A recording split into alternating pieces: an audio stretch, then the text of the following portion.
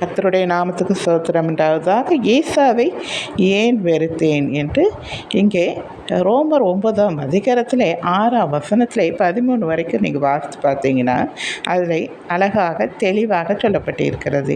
வேத வசனம் அவமாய் போயிட்டு என்று சொல்லக்கூடாது. ஏனென்றால் இஸ்ரவேல் வம்சத்தார் எல்லாரும் இஸ்ரவேல் அல்லவே, அவர்கள் ஆபிரகாம் சந்ததியாரானால் எல்லாரும் பிள்ளைகள் அல்லவே. ஈசாக்கினிடத்தில் உன் சந்நிதி விளங்கும் என்று சொல்லியிருக்கிறது.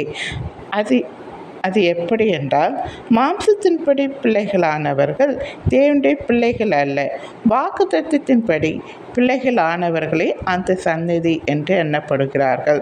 அந்த வாக்குத்தத்தமான வார்த்தையாவது, குறித்த காலத்திலே வருவேன், அப்பொழுது சாராள் ஒரு குமாரனை பெறுவாள் என்பதே.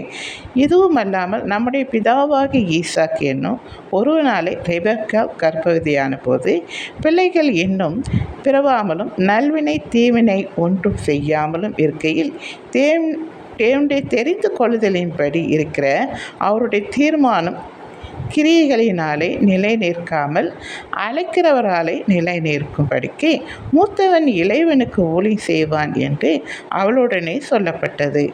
அப்படியே யாக்கோபை சிநேகித்து ஏசாவை வெறுத்தேன் என்று எழுதியிருக்கிறது. எனக்கு அன்பானவர்களே, அதாவது வாக்குத்தத்தத்தின்படி தெரிந்து கொள்ளப்பட்டவர்களே அவருடைய பிள்ளைகள். அது அவருடைய தீர்மானம். இது இங்கே அழகாக சொல்லியிருக்கிறது. நீங்கள் வாசிக்க நீங்களும் அதை வாசிங்க. சரிங்களா? தேங்க்யூ.